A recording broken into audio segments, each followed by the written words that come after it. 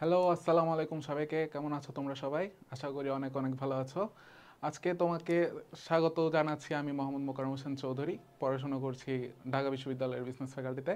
আজকে আমরা finance second পেপারের টেস্ট পেপার সলভিং কোর্সের একটা ক্লাস করব। আর আজকের ক্লাসটা হচ্ছে ফিনান্স সেকেন্ড পেপারের প্রথম অধ্যায়। অধ্যায়ের নাম হচ্ছে ব্যাংক ব্যবস্থার প্রাথমিক ধারণা। ঠিক আছে? আচ্ছা, আমরা হচ্ছে 2022 সালের বোর্ড কোয়েশ্চেনগুলো নিয়ে আলোচনা করবো আর কি। আচ্ছা, তোমরা হচ্ছে আম, তোমরা যেহেতু টেস্ট পেপার সলভিং কোর্সটা কিনছো, তার মানে হচ্ছে তোমরা অলমোস্ট মানে এইচএসসি পরীক্ষার্থী। সো তোমরা এতদিন পড়ে আসছো, অনেক কিছুই জানো তোমরা। আহ, তো আমরা চেষ্টা করব হচ্ছে তোমাদের আরেকটু ডেভেলপ করার আর কি। হ্যাঁ, তো তোমাদেরকে এত ডিটেলসে পড়াবো না, বাট তোমাদেরকে বুঝাই দেবো কিভাবে তোমরা কোয়েশ্চেনগুলোর আনসার করবা, আর কিভাবে কোয়েশ্চেনটা কি জানতে চাইছে সেটা তোমরা কিভাবে ধরবা, সেটা হচ্ছে আমরা আলোচনা করব। ঠিক আছে? আচ্ছা, প্রথমে আসো ময়মনসিংহ বোর্ড 2022 নিয়ে আলোচনা করি। প্রথমে কি লিখছে দেখো তো। প্রথমে বলছে কি, ব্যাংকিং কি। ব্যাংকিং কি? ব্যাংকিং হচ্ছে ব্যাংক যে কার্যক্রমগুলো করে সবগুলো হচ্ছে ব্যাংকিং। ঠিক আছে? এটা হচ্ছে খুবই কমন একটা কোয়েশ্চেন। আর এটা হচ্ছে খুব ইজি কোয়েশ্চেন আর কি। হ্যাঁ, আমরা সবাই জানি কেওয়াইসি ফর্ম কেন গুরুত্বপূর্ণ।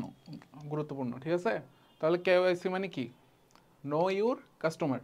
ঠিক আছে? কেওয়াইসির পূর্ণরূপ হচ্ছে নো ইউর কাস্টমার। তাহলে কেওয়াইসি কেন গুরুত্বপূর্ণ? কারণ হচ্ছে কেওয়াইসি ফর্ম ফিল আপের মাধ্যমে হচ্ছে তুমি কি করো, তুমি হচ্ছে তোমার কাস্টমার সম্পর্কে জানো। তোমার কাস্টমারের নাম, পরিচয়, ঠিকানা, কি করে, ওর আর্নিং সোর্সটা কি। সো এগুলো সব কিছু তুমি কোত্থেকে জানো? কেওয়াইসি ফর্মের মাধ্যমে জানো। ঠিক আছে? এই জন্য হচ্ছে কেওয়াইসি ফর্ম গুরুত্বপূর্ণ। ঠিক আছে? আমি আর ডিটেলসে বলতেছি না, এগুলো হচ্ছে তোমরা সবাই জানো। তোমরা হচ্ছে এটা জাস্ট পজ করে পড়ে নাও। দেখো এখানে কি লিখছে, কেওয়াইসি ফর্মের মাধ্যমে গ্রাহক সম্পর্কে সঠিক তথ্য জানা যায়, বিধায় এটি গ্রাহকের লেনদেনের স্বচ্ছতা নিশ্চিত করে। ব্যাংক যে ফর্মের মাধ্যমে গ্রাহক সম্পর্কিত যাবতীয় তথ্য সংগ্রহ করে তাই মূলত কেওয়াইসি ফর্ম। এর মাধ্যমে গ্রাহকের সঠিক পরিচয় শনাক্ত করা যায়, গ্রাহক কী উদ্দেশ্যে হিসাব খুলবে, কেমন লেনদেন করবে, গ্রাহক কোনো অবৈধ কাজে জড়িত কিনা তা সম্পর্কে জানা যায়। আর এই উদ্দেশ্যে কেওয়াইসি ফর্ম সংরক্ষণ করে। তুমি যদি এখানে চাও তাহলে কেওয়াইসির ফুল ফর্মটাও লিখে দিতে পারো আর কি। হ্যাঁ, নো ইউর কাস্টমার। আচ্ছা, এখানে দেখো, এখানে একটা কোয়েশ্চেন থাকতে পারে, কেমন লেনদেন করবে, গ্রাহক কোনো অবৈধ কাজে জড়িত থাকবে কিনা, এটা কেওয়াইসি ফর্মের মাধ্যমে হচ্ছে তোমরা কিভাবে জানতে পারবে। হ্যাঁ, অর্থাৎ বাণিজ্যিক ব্যাংকগুলো কিভাবে জানতে পারে। দেখো, সাপোজ তুমি একজন উম, একজন ছোট ব্যবসায়ী। ছোট ব্যবসায়ী না, তুমি হচ্ছে একজন স্কুলের টিচার। ঠিক আছে? তাহলে হচ্ছে তোমার স্কুলের টিচার, একজন স্কুলের টিচারের কতটুক আর্নিংস ক্ষমতা থাকতে পারে সেটা হচ্ছে ব্যাংকগুলো জানে। ঠিক আছে? কীভাবে পাবা? কারণ হচ্ছে ও হচ্ছে ওর স্কুলের কি করতে পারবে, ও হচ্ছে স্কুলের বেতন পাচ্ছে। সো বেতন সম্পর্কে একটা আইডিয়া থাকতে পারে। ও যদি কোচিং করায় তাহলে ওইখান থেকে একটা লেনদেন আসবে। ঠিক আছে? এরকম করে করে হচ্ছে ওরা জানতে পারে যে হচ্ছে ওরা কেমন লেনদেন করবে, আর অবৈধ কাজে জড়িত থাকবে কিনা। যদি ওর অ্যাকাউন্টে হিউজ অ্যামাউন্টের ডিপোজিট হয়, ঠিক আছে, তখন হচ্ছে ওকে সন্দেহ করবে। কেন করবে? কারণ হচ্ছে ওর তো এত টাকা পাওয়ার কথা না, তাহলে ওর এত টাকা আসলো কোথেকে? তখন হচ্ছে ব্যাংক সন্দেহ করবে, ওর সম্পর্কে হচ্ছে ইনকোয়ারি করবে আর কি। আচ্ছা, তোমাদের হচ্ছে দেখাই তোমরা কিভাবে আনসার করবা। দেখো, ক নাম্বারটা হচ্ছে 1 নম্বরের জন্য, সেজন্য হচ্ছে এটা এক লাইনে শেষ। ঠিক আছে? আর তোমরা চেষ্টা করবা এখানে যাতে কোনো ধরনের ভুল না হয়। কোনো ধরনের ভুল অর্থাৎ বানানের ভুলও যাতে না হয়। এখানে একটা ছোট ভুল হইলেও তোমার 1 নম্বর কাটা। ঠিক আছে? এরপর হচ্ছে খ নাম্বার। খ নাম্বার হচ্ছে কি, 2 মার্কসের জন্য। 2 মার্কসের মধ্যে কি করবা তুমি, প্রথম লাইন, তুমি হচ্ছে প্রথম লাইনের মধ্যে শর্টকাটে একটা আনসার দিয়ে ফেলবা। অর্থাৎ হচ্ছে এক কথায় তুমি কীভাবে আনসারটা দিতে পারো সেটা হচ্ছে প্রথম লাইনে দিবা। এর পরের প্যারার মধ্যে হচ্ছে তুমি সেটা একটু ইলাবোরেট করে দিবা। ঠিক আছে? ইলাবোরেট করে একটু ব্যাখ্যা করে দিবা, শেষ। এরপর আসো গ নাম্বার। গ নাম্বার হচ্ছে, দেখো এই সৃজনশীলটা হচ্ছে আমি তোমাদেরকে হাতে কলমে দেখাই দিচ্ছি। ঠিক আছে? হাতে কলমে অর্থাৎ মানে এখানে এবারে যে এবারে দাগাইলাম আর কি। হ্যাঁ, এখানে একটা লাইন, এখানে একটা লাইন, তারপর হচ্ছে একটা প্যারা, এরকম করে করে আমি দেখাই দিব। বা এগুলো দেখাবো না, কারণ হচ্ছে সবগুলোতে হচ্ছে তোমরা সেম প্যাটার্ন ফলো করবা, তাহলে হচ্ছে ফুল মার্কস পাওয়ার একটু সম্ভাবনা থাকবে। আচ্ছা, প্রথমে কি জানতে চাইছে দেখো, রূপসা ব্যাংক লিমিটেড কোন ধরনের ব্যাংক? ঠিক আছে? উদ্দীপকের আলোকে ব্যাখ্যা করো। আমাদের হচ্ছে রূপসা ব্যাংকটা কোন ধরনের ব্যাংক সেটা হচ্ছে আমাদের থেকে জানতে চাইছে। আচ্ছা, উদ্দীপকটা দেখি। রূপসা ব্যাংক লিমিটেড দেশের বিভিন্ন স্থানে শাখা স্থাপন করে মক্কেলদের নিকট হতে আমানত সংগ্রহ করে। আচ্ছা, দেখো এখানে কি কি বলছে। আহ, বিভিন্ন শাখা আছে, তারপর হচ্ছে মক্কেলদের থেকে টাকা বা আমানত সংগ্রহ করে মুনাফা অর্জন করা হচ্ছে এই ব্যাংকের কি মূল উদ্দেশ্য। ঠিক আছে, অন্যদিকে মেঘনা, তাহলে এখান থেকে আমাদের লাগতেছে না, আমাদের লাগতেছে হচ্ছে একটুক। তাহলে রূপসা ব্যাংক এখানে কি বলছে, মুনাফা অর্জন করা হচ্ছে এই ব্যাংকের মূল লক্ষ্য। তাহলে আমরা কি জানি কোন ব্যাংকের মূল লক্ষ্য মুনাফা অর্জন? অবশ্যই বাণিজ্যিক ব্যাংকের। তাহলে বাণিজ্যিক ব্যাংকের মূল উদ্দেশ্য কি? মুনাফা অর্জন। এখন ওরা মুনাফা অর্জন কিভাবে করবে? ওরা হচ্ছে আমানতকারীদের থেকে স্বল্প সুদে কি করে, টাকাগুলো নেয়, আমানত গ্রহণ করে, আর হচ্ছে ঋণ দেয় বেশি সুদে। আর মাঝখানে যে ডিফারেন্সটা থাকে সেটা হচ্ছে ওদের প্রফিট। ঠিক আছে, এটা হয়ে গেল কি মানে বাণিজ্যিক ব্যাংকের মূল বৈশিষ্ট্য আর কি। হ্যাঁ, তাহলে তুমি এখন এটা আনসার কিভাবে করবা? দেখো, আনসার করবা প্রথমে এক লাইনের মধ্যে তোমাকে কি করে বলতে হবে, তোমাকে স্যারকে দেখাই দিতে হবে যে হচ্ছে তুমি জিনিসটা বুঝছো, তুমি জিনিসটা পারো। ঠিক আছে, কারণ হচ্ছে ম্যাক্সিমাম স্যারে খাতা কাটে হচ্ছে এই একটা লাইন দেখে, পরেগুলো এত বেশি চেক করে না। আর বেশি চেক করলেও এই সেকেন্ড প্যারাটা চেক করতে পারে, থার্ড প্যারা তো অলমোস্ট চেক করে না বললেই চলে। ঠিক আছে, সো তোমাকে প্রথম লাইনটা এমনভাবে গুছাই লিখতে হবে যাতে তুমি 3-এ 3 পাও। ঠিক আছে, আমি তার মানে এটা না যে তুমি বাকিগুলা লিখবা না, তুমি এক লাইনে আনসার করে চলে আসবে। ঠিক আছে, তো এক লাইন আনসার করে আসলে তোমাকে 3 দিবে না, তোমাকে এক দিয়ে বসায় রাখবে। আচ্ছা দেখো এখানে কি বলছে, উদ্দীপকে উল্লিখিত রূপসা ব্যাংক হচ্ছে একটা বাণিজ্যিক ব্যাংক। তাহলে এখানে কি জানতে চাইছে আমাদেরকে, রূপসা ব্যাংক লিমিটেড কোন ধরনের ব্যাংক? আমরা কি আনসার দিছি? আমরা দিছি হচ্ছে বাণিজ্যিক ব্যাংক। ঠিক আছে, আমাদের এটা একটা লাইন শেষ। ওকে, তারপর আসবে নেক্সট প্যারা। এটা একটা লাইন, এটা একটা প্যারা, এরপর হচ্ছে এটা আর একটা প্যারা। ঠিক আছে, এখন সেকেন্ড প্যারার মধ্যে তুমি কি লিখবা? সেকেন্ড প্যারার মধ্যে হচ্ছে তুমি বাণিজ্যিক ব্যাংক সম্পর্কে কিছু লিখলা, বাণিজ্যিক ব্যাংকের বিভিন্ন ধরনের বৈশিষ্ট্য লিখলা। ঠিক আছে, ওকে। এরপরে এখানে কি জানতে চাইছে, কোন ধরনের ব্যাংক উদ্দীপকের আলোকে ব্যাখ্যা করো। তাহলে হচ্ছে তোমাকে উদ্দীপকের সাথে সদৃশ রেখে তোমাকে এটা প্রমাণ করতে হবে যে হচ্ছে ওইটা বাণিজ্যিক ব্যাংক। তাহলে এখন তুমি কি করতে পারো, দেখো তুমি প্রথম লাইনে লিখছো কি, এটা হচ্ছে একটা বাণিজ্যিক ব্যাংক।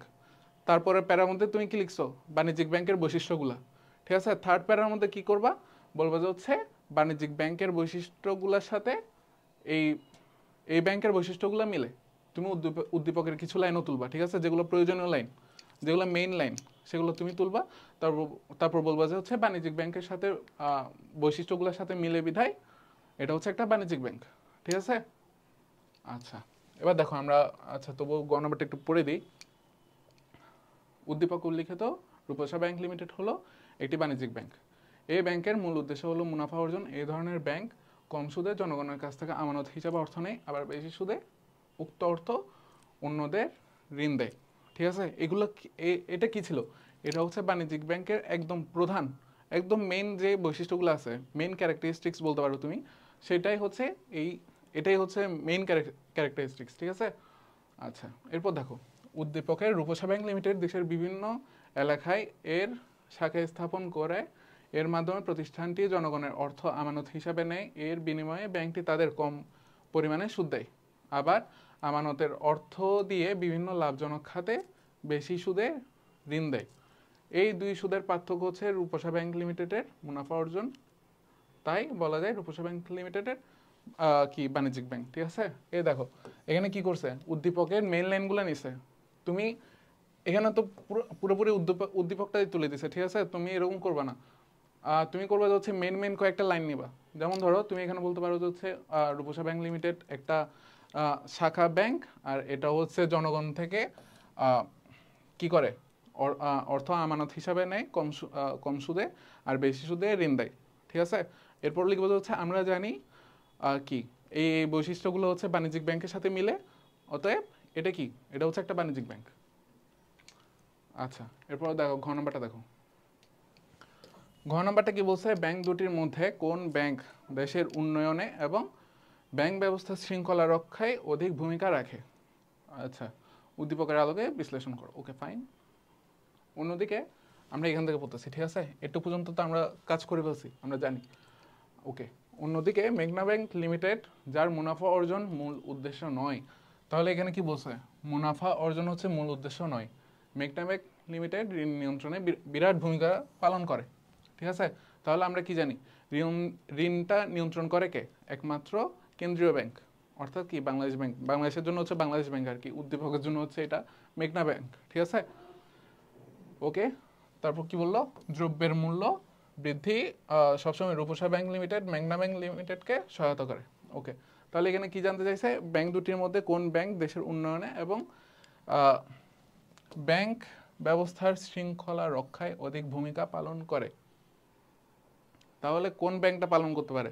অবশ্যই কি কেন্দ্রীয় ব্যাংক, ঠিক আছে? দেখো প্রথম ঘ নম্বরে কি করবা? দেখো উদ্দীপকে উল্লিখিত ব্যাংক দুটির মধ্যে মেঘনা ব্যাংক লিমিটেড কেন্দ্রীয় ব্যাংক হিসেবে দেশের উন্নয়ন ও ব্যাংক ব্যবস্থার শৃঙ্খলা রক্ষায় অধিক ভূমিকা রাখে। এক লাইনে আমার আনসারটা দিয়ে দিছে, ঠিক আছে? ওকে। এবার কি করব? এবার করব হচ্ছে আমরা কেন্দ্রীয় ব্যাংক সম্পর্কে কিছু লিখব। কিছু কি লিখব? কেন্দ্রীয় ব্যাংকের বৈশিষ্ট্যগুলো লিখবো আমরা, ঠিক আছে? কেন্দ্রীয় ব্যাংক সরকারের ব্যাংক, কেন্দ্রীয় ব্যাংক অন্যান্য ব্যাংকের ব্যাংক, এরা অন্যান্য ব্যাংকদের নিয়ন্ত্রণ করে, সুদ নিয়ন্ত্রণ করে, অর্থনৈতিক অবস্থা নিয়ন্ত্রণ করে। এগুলো হচ্ছে আমরা লিখব, ঠিক আছে? দেখো এখানে কি লিখছে। কেন্দ্রীয় ব্যাংকের মূল উদ্দেশ্য দেশের অর্থনৈতিক কল্যাণ সাধন। এটি মুদ্রা প্রচলন, ব্যাংকিং ব্যবস্থার উন্নয়ন, আর্থিক নীতি প্রণয়ন এবং আর্থিক পরিকল্পনা বাস্তবায়নে সরকারকে সহায়তা করে। তাছাড়া ঋণ নিয়ন্ত্রণ, মূল্যস্তরের স্থিতিশীলতা রক্ষা ও নিকাশ ঘরের মাধ্যমে আন্তঃব্যাংকিং লেনদেন নিষ্পত্তি করে, ঠিক আছে? ডান। এরপর আমরা কি লিখব? আমরা করব কি? দেখো উদ্দীপকে উল্লিখিত মেঘনা ব্যাংক লিমিটেড কেন্দ্রীয় ব্যাংক হওয়ায় এর উদ্দেশ্য মুনাফা অর্জন নয়, ঠিক আছে? এটি ঋণ নিয়ন্ত্রণে মুখ্য ভূমিকা পালন করে, দেশীয় বাজারে দ্রব্যের মূল্য বৃদ্ধি নিয়ন্ত্রণ করে। তাহলে এখানে লিখলাম যে হচ্ছে এক লাইনে পুরো আনসারটা দিয়ে দিছি। তারপর এখানে লিখলাম কেন্দ্রীয় ব্যাংকের কি বৈশিষ্ট্য, তারপর লিখলাম কি উদ্দীপক অনুসারে ওইটা কেন কেন্দ্রীয় ব্যাংক সেটা হচ্ছে আমরা ব্যাখ্যা করছি, ঠিক আছে? এবার দেখো এখানে কি করব? উদ্দীপকের মেঘনা ব্যাংক কেন্দ্রীয় ব্যাংক হিসেবে দেশের কৃষি, শিল্প, বৈদেশিক বাণিজ্যের অনুন্নত ক্ষেত্রগুলোকে চিহ্নিত করে। আচ্ছা দেখো আমাদেরকে কি জানতে চাইছিল? আমাদেরকে বলছে হচ্ছে দুইটা ব্যাংকের মধ্যে কোন ব্যাংকটা আমাদের জন্য বেশি ইম্পর্টেন্ট, ঠিক আছে? তো তাহলে হচ্ছে আমরা এখানের মধ্যে আমরা কি প্রুফ করব? আমরা হচ্ছে এটা প্রুফ করতে হবে যে হচ্ছে আমাদের অবশ্যই কেন্দ্রীয় ব্যাংকটা অবশ্যই গুরুত্বপূর্ণ, ঠিক আছে? এটা হচ্ছে আমাদের কি করতে হবে? ব্যাখ্যা করতে হবে আর কি, ঠিক আছে?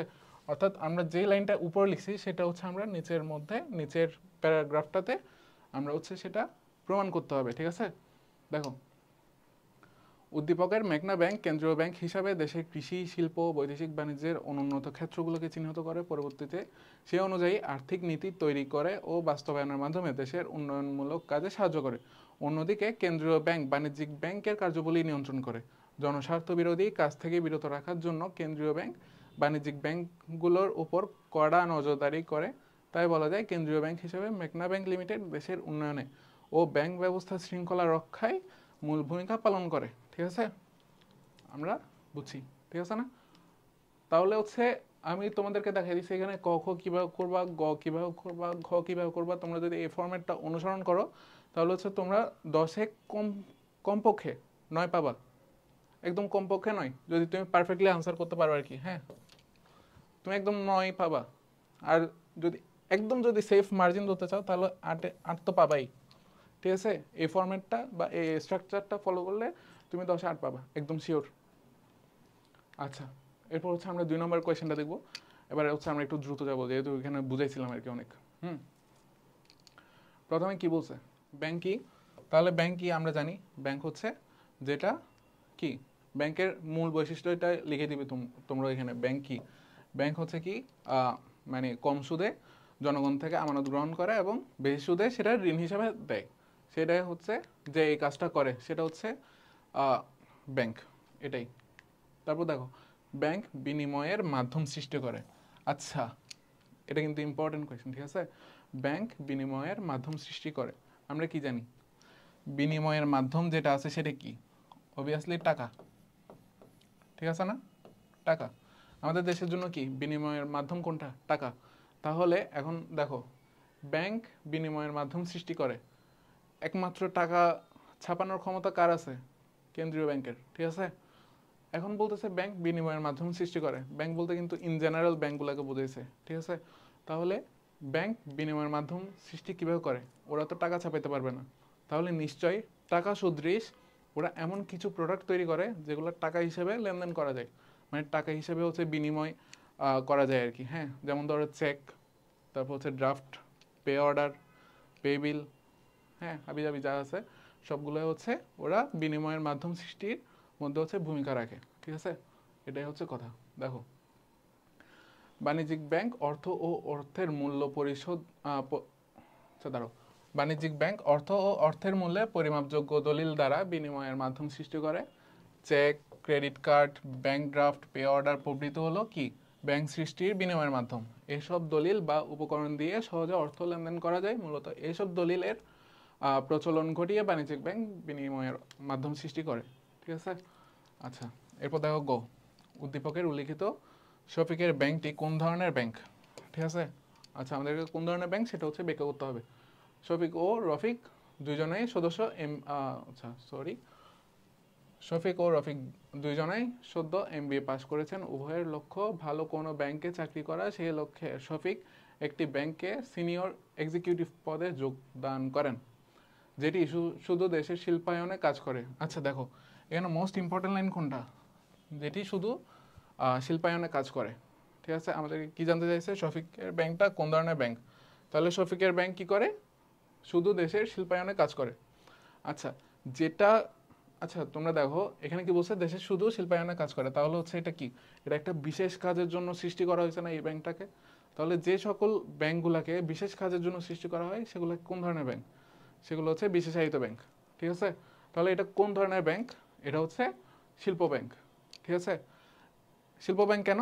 কারণ হচ্ছে এটা শিল্পায়নের কাজ করে। কারণ শিল্প ব্যাংকের কাজ কি হইতে পারে? শিল্প ব্যাংকের কাজ হচ্ছে কি উদ্যোক্তা সৃষ্টি করা, ঠিক আছে? ওরা হচ্ছে শিল্পপতিদের ঋণ দিবে, তারপর হচ্ছে ওদের বিভিন্ন ধরনের ব্যাংকিং কি করবে, ব্যাংকিং সার্ভিস দিবে, অর্থাৎ ওদের যাতে মানে ওদের ব্যবসায়িক কার্যক্রমটা যাতে অনেক সহজ হয়, ওরা হচ্ছে সেভাবে কি করে, ওরা হচ্ছে সেভাবে কাজ করে যায়, ঠিক আছে? তাহলে শিল্প ব্যাংকের বৈশিষ্ট্য হচ্ছে এটা।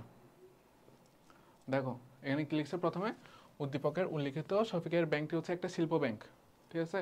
দেখো তোমরা হচ্ছে এখানে বৈশিষ্ট্য দিবা, তারপর হচ্ছে এখানে হচ্ছে কি করবা, উদ্দীপকের সাথে মিলাই তুমি প্রুফ করে দেবা যে হচ্ছে এটা শিল্প ব্যাংক। ওকে, দেখো শিল্প খাতে উন্নয়নের লক্ষ্যে প্রতিষ্ঠিত ও পরিচালিত ব্যাংক হলো শিল্প ব্যাংক। এই ব্যাংকের মূল কাজ হলো শিল্প উদ্যোক্তাদের স্বল্পমেয়াদী ও দীর্ঘমেয়াদী ঋণদান এবং শেয়ার ও ঋণপত্র বিক্রয়ে সহযোগিতা করা। দেশের একক বা একাধিক খাতের অবকাঠামোগত উন্নয়নে এই ব্যাংক বিশেষভাবে কাজ করে। আমি আর এগুলো পড়তেছি না, এগুলো হচ্ছে তোমরা বানিয়ে লিখতে পারবা বা তোমরা স্ক্রিনশট নিয়ে পড়ে নাও, ঠিক আছে? এটা হচ্ছে কি, এটা হচ্ছে তোমার মোস্ট ইম্পর্ট্যান্ট একটা প্যারাগ্রাফ, ঠিক আছে? সো এটা তোমাকে অনেক সুন্দরভাবে লিখতে হবে। আর এখানে কি লিখবা বলছি? বৈশিষ্ট্য লিখে দেবা। তুমি যখন প্রথম লাইন লিখবা, ঠিক আছে, তোমার অটোমেটিক একটা আইডিয়া চলে আসবে যে হচ্ছে এখানে কি লেখা উচিত। যেমন ধরো এখানে বলছি আমি হচ্ছে উদ্দীপকের ব্যাংকটা হচ্ছে শিল্প ব্যাংক, তাহলে অবভিয়াসলি শিল্প ব্যাংক সম্পর্কে কিছু লিখলাম। এরপর এখানে গিয়ে কি করব? উদ্দীপকের ব্যাংকটা হচ্ছে শিল্প ব্যাংক, সেটা হচ্ছে আমরা কি করব? প্রুফ করে দেব। এরপর দেখো ঘ নম্বর, উদ্দীপকে রফিকের ব্যাংকটা কোন ধরনের ব্যাংক? ব্যাংকের কার্যক্রম শ্রেণীর ভিত্তিতে বিশ্লেষণ করো। আচ্ছা, অপরদিকে রফিকও একটি ব্যাংকে যোগদান করেন। ব্যাংকটির মূল কাজ হচ্ছে কি? কৃষি খাতে উন্নয়ন এবং কৃষকদের আর্থিক সহায়তা প্রদান করা। তাহলে এটা কোন ধরনের ব্যাংক? দেখো এটা কিন্তু কৃষি এবং কৃষকদের নিয়ে কাজ করতেছে, ঠিক আছে? তাহলে আমরা সহজেই বলতে পারি এটা হচ্ছে একটা কৃষি ব্যাংক, ঠিক আছে? এটাও একটা বিশেষায়িত ব্যাংক। ওকে, তাহলে এখন কৃষি ব্যাংকের কাজ কি হতে পারে? অবশ্যই কৃষির ডেভেলপমেন্টের জন্য হচ্ছে ওরা কাজ করে। এখন কৃষির ডেভেলপমেন্ট কিভাবে হবে? কৃষির ডেভেলপমেন্ট হবে যখন তুমি সহজে বা তুমি কৃষকদেরকে ঋণ দান করবে। কেন ঋণ দান করবে? ওরা যাতে সার কিনতে পারে সময় মতো, ওরা যাতে প্রয়োজনীয় যন্ত্রপাতিগুলো কিনতে পারে, যেমন ট্রাক্টর বলো, তারপর হচ্ছে পাম্প মেশিন আছে, হাবিজাবি আছে, অনেক কিছু আছে। সো এগুলো যাতে ওরা সহজে কিনতে পারে, ওরা হচ্ছে সেভাবে কি করে, ওরা হচ্ছে সেভাবে ওদের ব্যাংকিং কার্যক্রমটা পরিচালনা করে আর কি। হ্যাঁ, সো ওরা হচ্ছে এই ধরনের সার্ভিসগুলো দেয়। তাহলে মূল উদ্দেশ্যটা কি? মূল উদ্দেশ্য হচ্ছে কৃষির ডেভেলপমেন্ট, ঠিক আছে? কৃষি ডেভেলপমেন্ট। দেখো এখানে কি লিখছে, উদ্দীপকের রফিকের ব্যাংকটি একটি কৃষি ব্যাংক। দেশে কৃষি খাতের উন্নয়নের মূল লক্ষ্যে কৃষকদের অর্থ সংস্থানের জন্য এই ব্যাংক প্রতিষ্ঠিত। এটি একটি বিশেষায়িত আর্থিক প্রতিষ্ঠান। এর কাজ হলো কৃষকদের কৃষি যন্ত্রপাতি, সার, বীজ প্রভৃতি কেনার প্রয়োজনীয় মূলধনের ব্যবস্থা করা। এ ব্যাংক কৃষি ও কৃষিজ শিল্পের উন্নয়নের সাথে কাজ করে। ঠিক আছে, এরপর এখানে কি লিখবা তুমি, যেহেতু ঘ নাম্বার তাহলে এখানে 4টা প্যারা হবে। প্রথম প্যারাটা কি 1 লাইনের, ঠিক আছে। দ্বিতীয় প্যারাটা হচ্ছে প্রথম লাইনের বৈশিষ্ট্যগুলো লিখলা। এখানে হচ্ছে প্রথমে কি আছে, কৃষি ব্যাংক, কৃষি ব্যাংকের বৈশিষ্ট্য লিখলা। গ নম্বরে কি করবা, মানে 3rd নাম্বার প্যারাগ্রাফের মধ্যে কি করবা, উদ্দীপকের ব্যাংকটা যে কৃষি ব্যাংক সেটা হচ্ছে তুমি প্রুফ করবা। তারপর হচ্ছে ঘ নম্বরের মধ্যে হচ্ছে কি করবা, দেখো মানে ওইটা সম্পর্কে ব্যাখ্যা করবো আর কি। হ্যাঁ, তুমি হচ্ছে এখানে যেমন ধরো উদ্দীপকের রফিকের ব্যাংকটি কোন ধরনের ব্যাংক, ব্যাংকের কার্যক্রমের শ্রেণীভিত্তিতে বিশ্লেষণ করো। তুমি ওইটা সম্পর্কে আরেকটু বলে দিলা, শেষ। ঠিক আছে, সো সৃজনশীল হচ্ছে এরকমই ইজি ব্যাপার স্যাপার।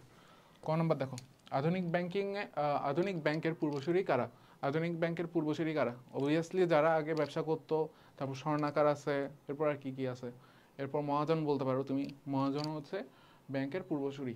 ঠিক আছে, আচ্ছা গার্নিশি আদেশ বলতে কি বুঝো, এটা কিন্তু একটা ইম্পর্টেন্ট একটা কোয়েশ্চেন আর কি, এটা অনেক সময় আসে। আর গার্নিশি আদেশ নামটাও সুন্দর লাগে, সেজন্য হচ্ছে স্যাররা একটু বেশি বেশি দেয়। তাহলে গার্নিশি আদেশ কি জিনিস, গার্নিশি আদেশ হচ্ছে তুমি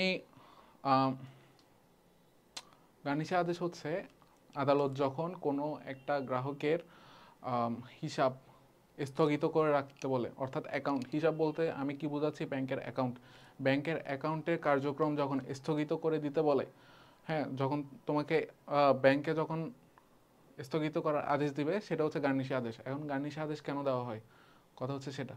গার্নিশি আদেশ হচ্ছে ধরো তুমি আমার থেকে টাকা পাও, ঠিক আছে, আমার কাছে টাকা আছে বাট আমি তোমাকে দিচ্ছি না। এখন তুমি গিয়ে কি করছো, হচ্ছে আদালতে গিয়ে মামলা করছো আমার নামে, বলতেছো হচ্ছে মোকাররম ভাইয়ের টাকা দিচ্ছে না, এই সেই মোকাররম ভাইয়ের প্রচুর টাকা কিন্তু উনি টাকা দিচ্ছে না। তুমি এরকম বলে কিছু প্রুফ সহকারে তুমি হচ্ছে আদালতে মামলা করলা। এখন আদালত কি বলবে, আদালত বলবে যে হচ্ছে ব্যাংক ম্যানেজারকে ফোন করে বলবে, অথবা তোমাকে ব্যাংক ম্যানেজারকে হচ্ছে একটা আদেশ পাঠাবে। কি আদেশ পাঠাবে, হচ্ছে এই নামের যার অ্যাকাউন্টটা আছে সেটা আপনি বন্ধ করে দিন। ঠিক আছে, তখন হচ্ছে বন্ধ করে দিবে। এখন বন্ধ করার উদ্দেশ্যটা কি, বন্ধ করার উদ্দেশ্য হচ্ছে পাওনাদারের পাওনা অর্থ আদায়ে কি আদালত সাহায্য করে। ঠিক আছে, গার্নিশি আদেশের মাধ্যমে। এটাই হচ্ছে গার্নিশি আদেশের কি মানে কেন করা হয় বা কিভাবে করা হয় সেটা হচ্ছে তোমরা হচ্ছে এখানে বর্ণনা করবা, শেষ। উদ্দীপকের মহানন্দা ব্যাংক সংগঠন কাঠামোর ভিত্তিতে কোন ধরনের ব্যাংক ব্যাখ্যা করো। ঠিক আছে, আচ্ছা চিত্রা ও মহানন্দা ব্যাংক লিমিটেড বাংলাদেশের অন্যতম দুটি ব্যাংক। চিত্রা ব্যাংক লিমিটেড দেশে বিদেশে ব্যাংকিং কার্যক্রম পরিচালনা করে, অন্যদিকে মহানন্দা ব্যাংক একটি অফিসের মাধ্যমে ব্যাংকিং কার্যক্রম পরিচালনা করে। দেখো এখানে কি লিখছে, এখানে মূল লাইন কোনটা, মূল কিওয়ার্ড কোনটা, কিওয়ার্ডস। ঠিক আছে, এটা হচ্ছে একটি অফিস। তাহলে একটি অফিসের মাধ্যমে ব্যাংকিং কার্যক্রম পরিচালনা করে কারা, যারা হচ্ছে একক ব্যাংক। হ্যাঁ, ওরা হচ্ছে একটি অফিসের মাধ্যমেই কি করে, ব্যাংকিং কার্যক্রম পরিচালনা করে। আর এগুলো হচ্ছে স্থানীয় ব্যাংকও বলা হয় এগুলাকে, অর্থাৎ কোনো একটা স্থানের মধ্যে স্থানীয়ভাবে হচ্ছে ওরা ব্যাংক প্রতিষ্ঠান গড়ে তোলে। আর ওইটা হচ্ছে একটা অফিস থাকবে, ওই অফিসটার মাধ্যমে হচ্ছে ওরা সব ধরনের কি করে, সব ধরনের হচ্ছে ব্যাংকিং কার্যক্রম সম্পন্ন করে আর কি। হ্যাঁ, আর এরাও হচ্ছে কি করতে পারে না, মানে যাদের শাখা ব্যাংকিং আছে, শাখা ব্যাংকিং ধরো কোনগুলা, সোনালী ব্যাংক, তারপর হচ্ছে জনতা ব্যাংক, এখানে বাংলাদেশের ম্যাক্সিমাম ব্যাংক না, অলমোস্ট সব ব্যাংকই হচ্ছে কি শাখা ব্যাংক। ঠিক আছে, আর একক ব্যাংক কোথায় বেশি আছে, আমেরিকার মধ্যে হচ্ছে একক ব্যাংকের পরিমাণ হচ্ছে বেশি। তাহলে শাখা ব্যাংকের মধ্যে বান্ধবে কি হচ্ছে, দেখো তুমি যদি সোনালী ব্যাংকে, হ্যাঁ এখানে তুমি পে অর্ডার করছো, ঠিক আছে, তুমি এখানে তুমি চট্টগ্রামে টাকা জমা দিছো, তুমি ঢাকায় এসে পে অর্ডারে টাকা নিতে পারতেছো। সো এটার হচ্ছে একটা সুবিধা আছে। হ্যাঁ, কিন্তু একক ব্যাংকের মধ্যে এই সুবিধাটা নাই। একক ব্যাংকের হচ্ছে ধরো ঢাকার মধ্যে ওদের অফিস আছে, কথার কথা, হ্যাঁ ঢাকার মধ্যে অফিস আছে, সাপোজ ঢাকা বিশ্ববিদ্যালয় হচ্ছে ওদের অফিস, হ্যাঁ একক ব্যাংকের।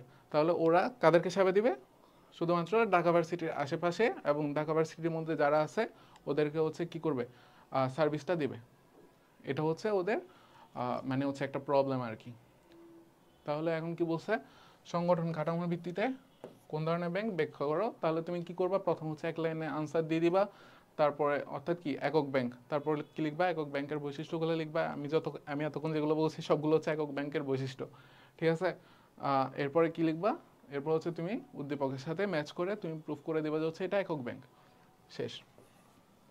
ঘ নম্বর দেখো এবার, উদ্দীপকে ব্যাংক দুটির কোন ব্যাংকটি দেশের অর্থনৈতিক উন্নয়নে অধিকতর ভূমিকা পালন করে বলে তুমি মনে করো, ঠিক আছে। প্রথমটা কি বলছে, প্রথমটা হচ্ছে চিত্রা ও মহানন্দা ব্যাংক লিমিটেড বাংলাদেশের অন্যতম দুটি ব্যাংক। চিত্রা ব্যাংক হচ্ছে দেশে বিদেশে ব্যাংকিং কার্যক্রম পরিচালনা করতেছে, তাহলে এটা কি, এটা হচ্ছে শাখা ব্যাংক। তাহলে শাখা ব্যাংক দেশের অর্থনৈতিক উন্নয়নে অধিকতর ভূমিকা পালন করে। দেখো দুইটাই কিন্তু ভূমিকা পালন করে, ঠিক আছে, বাট একক ব্যাংকের ভূমিকা অনেক ছোট শাখা ব্যাংকের তুলনায়। কারণ হচ্ছে শাখা ব্যাংকের ওদের ব্যাংকিং কার্যক্রমটা হচ্ছে অনেক বিস্তৃত। হ্যাঁ, যেমন ধরো বাংলাদেশের যদি বলি, তাহলে সোনালী ব্যাংক, সাপোজ কথার কথা হচ্ছে সোনালী ব্যাংক, ঠিক আছে, সোনালী ব্যাংকের শাখা কিন্তু প্রচুর, প্রত্যেকটা জেলার মধ্যে হচ্ছে তুমি কি শাখা ব্যাংক পাবা। তাহলে ওইটার কি হচ্ছে, ওরা হচ্ছে অনেক বেশি পরিমাণে আমানত সংগ্রহ করতে পারতেছে, ঠিক আছে। এরপর কি করতে পারতেছে, অর্থাৎ ওরা অনেক পরিমাণে আমানত সংগ্রহ করতে পারতেছে, এরপর আবার অধিক পরিমাণে ঋণ দিতে পারতেছে। অধিক পরিমাণে যখন ঋণ দিবে, ঋণ কাকে দেয়, মূলত ঋণ দেয় হচ্ছে যারা উদ্যোক্তা, ঠিক আছে, ওদেরকে হচ্ছে মূলত ঋণ দেওয়া হয় আর কি। যারা ভ্যালিড রিজন দেখাতে পারে ঋণ কেন নিচ্ছে, ওদেরকে হচ্ছে সেজন্য ঋণ দেওয়া হয়। তাহলে এখন তুমি অধিক পরিমাণে ঋণ দিলা, এখন অধিক পরিমাণে যখন ঋণ দিবা তখন তোমার কি অর্থনৈতিক উন্নয়ন ঘটবে দেশের মধ্যে, ঠিক আছে। এই জন্য হচ্ছে ব্যাংক দুটির মধ্যে চিত্রা ব্যাংক যেহেতু শাখা ব্যাংক, সেজন্য হচ্ছে অর্থনৈতিক উন্নয়ন হচ্ছে এই ব্যাংকের ভূমিকা অধিকতর, ঠিক আছে। সো এটা হচ্ছে তোমরা লিখবা। এখন আমি তোমাদেরকে সব কিছু বলে দিছি, তোমরা হচ্ছে জাস্ট পড়বা, ঠিক আছে। আমি আর কিছু বলতেছি না, তোমরা নিজেরাই পড়বা। তোমরা পজ করে পড়ে নাও, ঠিক আছে, আমি চেঞ্জ করতেছি।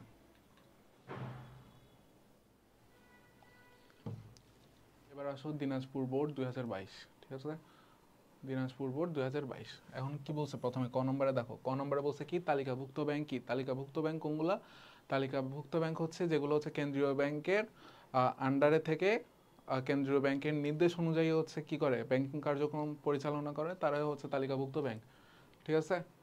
ওকে, তারপর কি বলছে, খ নম্বরে বলছে ব্যাংকে ঋণের ব্যবসায়ী বলা হয় কেন, সেটা আমরা বলছি কারণ হচ্ছে ওরা কম সুদে আমানত গ্রহণ করে, বেশি সুদে ঋণ দান করে, আর মাঝখানে যেটার ব্যবধানটা আছে, সুদের ব্যবধানটা আছে, সেটা হচ্ছে ওদের প্রফিট। ওকে, তারপর আসো গ, উদ্দীপকে পি ব্যাংক কাঠামো ভিত্তিক কোন ধরনের ব্যাংক বর্ণনা করো, ঠিক আছে। মিস্টার রহমত, আমরা একটু উদ্দীপক পড়বো আর কি। হ্যাঁ, মিস্টার রহমত পি ব্যাংকের একজন গ্রাহক। ব্যাংকটি গ্রাহকদের থেকে সঞ্চয় সংগ্রহ, গ্রাহকদের ঋণ প্রদান, অর্থ স্থানান্তর এবং বৈদেশিক বাণিজ্যে লেনদেনে সাহায্য করে থাকে, ঠিক আছে। তাহলে পি ব্যাংকের আমরা বৈশিষ্ট্যগুলো পেয়ে গেছি। তাহলে এই বৈশিষ্ট্যগুলোর থেকে তোমরা কি বলতে পারো না, এটা ঋণ প্রদান করে, অর্থ স্থানান্তর করে, বৈদেশিক বাণিজ্যে লেনদেনে সাহায্য করে থাকে।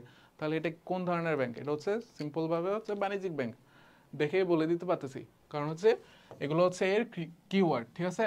সো তোমাদেরকে হচ্ছে কিওয়ার্ড ধরতে হবে আর কি। ওকে, কাঠামোবিদ, আচ্ছা এখানে বলছে কি দেখো, এটা বাণিজ্যিক ব্যাংক তো ঠিক আছে, এটা হচ্ছে কাঠামো ভিত্তিক বলছে, ঠিক আছে। কাঠামো ভিত্তিকের মধ্যে কোনগুলা কোনগুলা পড়ে, অর্থাৎ একক ব্যাংক না শাখা ব্যাংক, ঠিক আছে। এখন এটা একক ব্যাংক নাকি শাখা ব্যাংক তুমি কিভাবে বুঝবা, দেখো এখানে দেখো, ব্যাংকটি গ্রাহকদের থেকে অর্থ সঞ্চয় করে, গ্রাহকদের ঋণ প্রদান করে, অর্থ স্থানান্তর কখন সম্ভব হয়, যখন একাধিক শাখা থাকে, ঠিক আছে।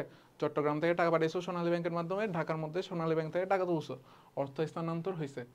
এবং বৈদেশিক বাণিজ্যের মধ্যেও কি করে, লেনদেনে সাহায্য করে। কারণ বৈদেশিক বাণিজ্যের মধ্যে কি হয়, কথার কথা, সাপোজ বাংলাদেশে সোনালী ব্যাংক আছে, শাখা আছে, ইন্ডিয়ার মধ্যেও সোনালী ব্যাংকের শাখা আছে, ঠিক আছে। এই দুইটা যেহেতু ওইখানেও সোনালী ব্যাংকের শাখা আছে, তাহলে হচ্ছে ওরা কি করে, অর্থাৎ টাকাটা এখান থেকে ওইখানে ট্রান্সফার হয়, আর অর্থাৎ ইন্ডিয়াতে ট্রান্সফার হবে, আর ইন্ডিয়ার যে সোনালী ব্যাংকের অফিসটা আছে সেটা হচ্ছে কি করবে, মানে হচ্ছে যাদের মধ্যে বাণিজ্য হচ্ছে আর কি, হ্যাঁ, মানে টাকাটা যাকে দেয়ার তাকে দিয়ে দিবে। তাহলে এটা হচ্ছে কি, বৈদেশিক বাণিজ্যের মধ্যে লেনদেনে সাহায্য করা। আরেকটা বিষয় হচ্ছে বৈদেশিক বাণিজ্যে লেনদেনে সাহায্য করতে গেলে কিন্তু বিপুল পরিমাণের টাকা লাগে, ঠিক আছে। একক ব্যাংকের কিন্তু এত টাকা থাকে না, কারণ হচ্ছে ওরা একটা অফিস ওরা স্থানীয়ভাবে হচ্ছে স্থানীয় মানুষদের থেকে হচ্ছে টাকা কালেক্ট করে, তারপর হচ্ছে ওদের সেজন্য হচ্ছে কি হয়, অল্প পরিমাণে ওদের টাকা সংগ্রহ হয়, যার কারণে হচ্ছে ওরা খুব বেশি ঋণ দিতে পারে না বা বেশি বড় সড়ো লেনদেন করতে পারে না আর কি। হ্যাঁ, তো আমরা বুঝলাম এটা কোন ধরনের ব্যাংক, এটা হচ্ছে শাখা ব্যাংক। ঠিক আছে, দেখো শাখা ব্যাংকের কি করবা, প্রথমে হচ্ছে শাখা ব্যাংক লিখলা, তারপর হচ্ছে শাখা ব্যাংকের বৈশিষ্ট্য দিয়ে দিবা। শাখা ব্যাংকের বৈশিষ্ট্যের মধ্যে কি কি লিখতে পারো, এই ব্যাংক ব্যবস্থায় একটি কেন্দ্রীয় অফিসের অধীনে দেশ বিদেশের বিভিন্ন স্থানে একই নামে অনেকগুলো শাখা প্রতিষ্ঠা করা হয়। যেটা বলছি, বাংলাদেশে একটা শাখা আছে, ইন্ডিয়ার মধ্যে একটা শাখা আছে, তাহলে এই দুইটা হচ্ছে তোমাকে বৈদেশিক বাণিজ্যের মধ্যে সহায়তা করতে পারবে আর কি। হ্যাঁ, সব শাখা কেন্দ্রীয় অফিস দ্বারা পরিচালিত ও নিয়ন্ত্রিত হয়। অনলাইন ব্যাংকিং ব্যবস্থায় গ্রাহকদের কাছ থেকে সবচেয়ে জনপ্রিয় হচ্ছে শাখা ব্যাংক। ঠিক আছে, কারণ হচ্ছে অনলাইন ব্যাংকিং ব্যবস্থায় গ্রাহকদের কাছে কেন জনপ্রিয়, কারণ হচ্ছে তুমি চট্টগ্রাম থেকে সোনালী ব্যাংকের মাধ্যমে ঢাকায় টাকা পাঠাতে পারতেছো, আমি সোনালী ব্যাংকের এটিএম বুথে গিয়ে টাকা তুলতে পারতেছি। সো এটা হচ্ছে অনেক ইজি একটা ব্যাপার, হ্যাঁ, শাখা ব্যাংকিংয়ের ক্ষেত্রে। কিন্তু একক ব্যাংক হলে সেটা কি পসিবল হতো? তুমি যদি চট্টগ্রামে জমা দিতা, হ্যাঁ, টাকাটা, তাহলে এটা কি ঢাকা থেকে তুলতে পারতা না। ঠিক আছে, তোমার চট্টগ্রামে গিয়ে হচ্ছে তুলতে হইতো আর কি টাকাটা। এবার দেখো ঘ নম্বর, অর্থনৈতিক উন্নয়নে কিউ ব্যাংকের তুলনায় পি ব্যাংক অধিক গুরুত্বপূর্ণ। ঠিক আছে, তো হ্যাঁ, অর্থনৈতিক উন্নয়নে কিউ ব্যাংকের তুলনায় পি ব্যাংক গুরুত্বপূর্ণ ভূমিকা পালন করে। আচ্ছা ঠিক আছে, এখন হচ্ছে আমরা পি ব্যাংক সম্পর্কে কি জানছি, পি ব্যাংক হচ্ছে শাখা ব্যাংক। ঠিক আছে, ওকে। অন্যদিকে মিস্টার সৈকত কিউ ব্যাংকের একজন গ্রাহক। ব্যাংকটি নির্দিষ্ট এলাকার গ্রাহকদের নিকট হতে সঞ্চয় গ্রহণ, ঋণ প্রদান করলেও বিভিন্ন অঞ্চলে অর্থ স্থানান্তর, বৈদেশিক বাণিজ্য লেনদেনে সাহায্য করতে পারে না। ঠিক আছে, তাহলে এখন দেখো এই কিউ ব্যাংকটা কোন ধরনের ব্যাংক, এটা হচ্ছে একটা নির্দিষ্ট এলাকার মধ্যেই আবদ্ধ, তাহলে এটা হচ্ছে একক ব্যাংক। ঠিক আছে, কিউ ব্যাংক হচ্ছে একক ব্যাংক। তাহলে আমি কিন্তু কিছুক্ষণ আগেই বলছিলাম শাখা ব্যাংক আর একক ব্যাংকের মধ্যে অনেক কিছু পার্থক্য আছে। শাখা ব্যাংক অনেক বেশি আমানত সংগ্রহ করতে পারে, অনেক ওদের কার্যক্রমটা দেশব্যাপী এবং ইভেন বিদেশেও থাকে ওদের কার্যক্রম। ঠিক আছে, কিন্তু একক ব্যাংকের হচ্ছে একটা নির্দিষ্ট স্থানে থাকে, ওরা খুব কম আমানত সঞ্চয় করতে পারে, তারপর কি করে, খুব কম ঋণ দিতে পারে, এই ব্লা ব্লা ব্লা। হ্যাঁ, যেহেতু কম ঋণ দিতে পারতেছে, তাহলে হচ্ছে ওদের কি মানে ব্যবসার মধ্যে যেহেতু কম ঋণ দিতে পারতেছে, ঠিক আছে, তাহলে এটা অর্থনীতির মধ্যে অত বেশি অবদান ফেলতেছে না। কিন্তু যখন শাখা ব্যাংক যখন ঋণগুলা পুরো দেশ থেকে কালেক্ট করবে, অর্থাৎ আমানত কালেক্ট করে যখন ঋণ দেবে, তখন এটা হচ্ছে হিউজ অ্যামাউন্টের হয়ে যায়, যার কারণে এটা কি দেশের অর্থনীতির উন্নয়নে হচ্ছে কি ব্যাপকভাবে কি ইফেক্ট করে আর কি। হ্যাঁ, সো বলে দিছি তোমাদেরকে, তোমরা হচ্ছে দেখবা, জাস্ট তোমরা নিজেরা পড়ো।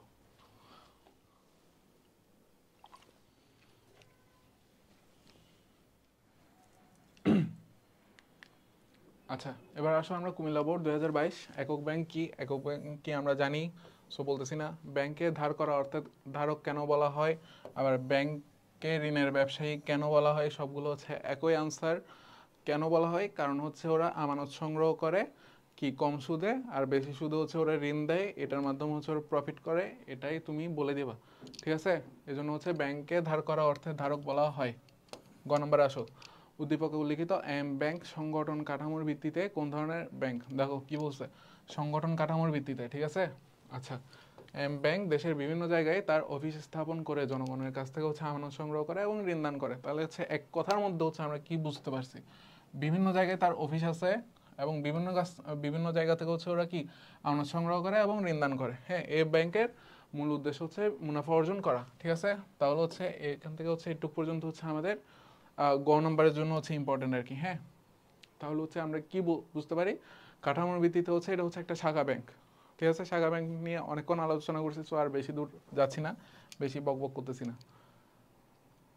এবার দেখো ঘ নম্বর, উদ্দীপকে উল্লিখিত ব্যাংক দুটির মধ্যে কোনটি দেশের অর্থনৈতিক উন্নয়নে মূল ভূমিকা পালন করে।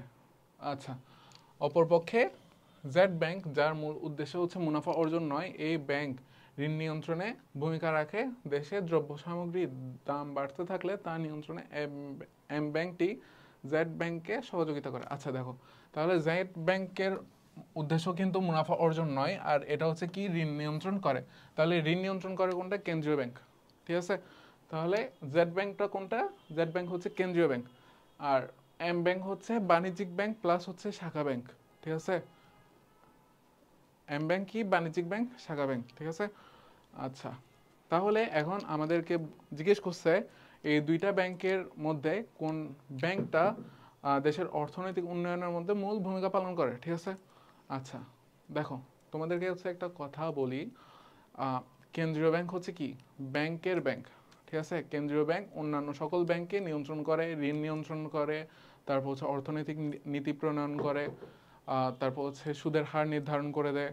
যখন ইনফ্লেশন বাড়ে কমে তখন হচ্ছে ওরা সুদ বৃদ্ধি হ্রাসের মাধ্যমে হচ্ছে কি করে, মানে হচ্ছে ওরা অর্থনৈতিক অবস্থাটাকে সচল রাখে। এগুলো গেল কেন্দ্রীয় ব্যাংকের কি কার্যক্রম। এখন বাণিজ্যিক ব্যাংক কি করে? বাণিজ্যিক ব্যাংক হচ্ছে আমানত সংগ্রহ করবে, কম সুদে বেশি সুদে ঋণ দান দেবে। এখন ঋণের মাধ্যমে তুমি কি করতেছো? তুমি হচ্ছে বিভিন্ন ধরনের ব্যবসায়ী সম্প্রসারণ ঘটাচ্ছ। এখন তুমি বলো দেশের অর্থনীতির জন্য কোনটা বেশি ইম্পর্টেন্ট, ঠিক আছে? ব্যাংকগুলাকে নিয়ন্ত্রণ করা ইম্পর্টেন্ট নাকি ব্যবসা বাণিজ্য মানে সম্প্রসারণ করাটা হচ্ছে ইম্পর্টেন্ট, ঠিক আছে না? তাহলে ব্যবসা বাণিজ্য হচ্ছে সম্প্রসারণ করাটা হচ্ছে মোস্ট ইম্পর্টেন্ট। কেন্দ্রীয় ব্যাংক হচ্ছে তোমাদেরকে অর্থাৎ বাণিজ্যিক ব্যাংকগুলোকে নিয়ন্ত্রণ করতেছে ঠিক, কিন্তু অরিজিনালি দেশের অর্থনৈতিক উন্নয়নের ভূমিকা পালন করতেছে কারা? বাণিজ্যিক ব্যাংক। কারণ হচ্ছে ওরাই আমানত সৃষ্টি করতেছে, এরাই ঋণ দিচ্ছে, আর এদের ঋণগুলো ইউজ করে কি হচ্ছে ব্যবসার সম্প্রসারণ করতেছে, ঠিক আছে? এবার দেখো ওকে, ঘ নাম্বার দেখো কি কি বলছে। দেখো উদ্দীপকে উল্লিখিত ব্যাংক দুটির মধ্যে এম ব্যাংক দেশের অর্থনৈতিক উন্নয়নে মূল ভূমিকা পালন করে। ওইটা কোন ধরনের ব্যাংক? ওইটা হচ্ছে বাণিজ্যিক ব্যাংক, আর ওইটা হচ্ছে কি শাখা ব্যাংক, ঠিক আছে? এখন শাখা ব্যাংক না বাণিজ্যিক ব্যাংকের প্লাস শাখা ব্যাংক, এই দুইটার কি করবা তোমরা? তোমরা হচ্ছে মানে বৈশিষ্ট্যগুলো লিখবা। কি কি লিখবা বলছি দেখো, এখানে কিন্তু দুইটা কথা আসবে, একটা হচ্ছে বাণিজ্যিক ব্যাংক প্লাস শাখা ব্যাংক। এই দুইটা বৈশিষ্ট্য যার জন্য খাটবে তুমি হচ্ছে সেই বৈশিষ্ট্যগুলাই লিখবা, ঠিক আছে? যে যে বৈশিষ্ট্যগুলো খাটবে।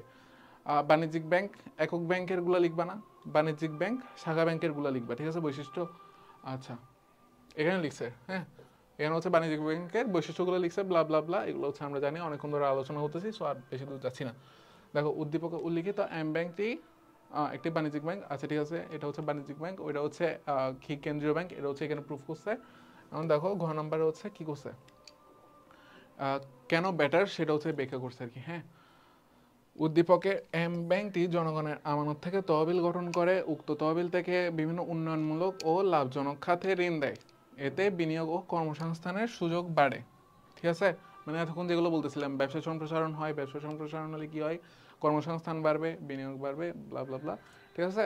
এছাড়া ব্যাংকটি বিভিন্ন বিনিময়ের মাধ্যম যেমন চেক, বিনিময় বিল, প্রত্যয়পত্র ইত্যাদি সৃষ্টি করে। তারপর হচ্ছে বৈদেশিক বাণিজ্যের মধ্যেও কিন্তু এরা কি করে, এই তো বলতে বলতে আসছে, এরা ফলে অভ্যন্তরীণ ও আন্তর্জাতিক বাণিজ্যে মানে কি হেল্প করে আর কি। হ্যাঁ, মূলত বাণিজ্যিক ব্যাংক কেন্দ্রীয় ব্যাংকের যাবতীয় পরিকল্পনা বাস্তবায়নে ভূমিকা রাখে, তাই বলা যায় ব্যাংকটি হচ্ছে দেশের অর্থনীতিতে হচ্ছে মূল ভূমিকা রাখে, ঠিক আছে? তাহলে কেন্দ্রীয় ব্যাংক কি করতেছে? বাণিজ্যিক ব্যাংকগুলোকে নিয়ন্ত্রণ করতেছে, কিন্তু দেশের অর্থনৈতিক উন্নয়নে ভূমিকা রাখতেছে কে? বাণিজ্যিক ব্যাংক। তোমরা দেখে নাও। ওকে, আমিও তো আর বেশি ডিটেলস বলি না, এগুলো যেহেতু জানো আর এতক্ষণ ধরে আলোচনা করতেছি। এবার আসলে চট্টগ্রাম বোর্ড 2022 তালিকাভুক্ত ব্যাংক কি আলোচনা করছি, ব্যাংক বিনিময় মাধ্যম সৃষ্টি করে ব্যাখ্যা করছি। এরপর আসলে জনাব সাইফুল কোন ধরনের ব্যাংকের সাথে লেনদেন করছেন।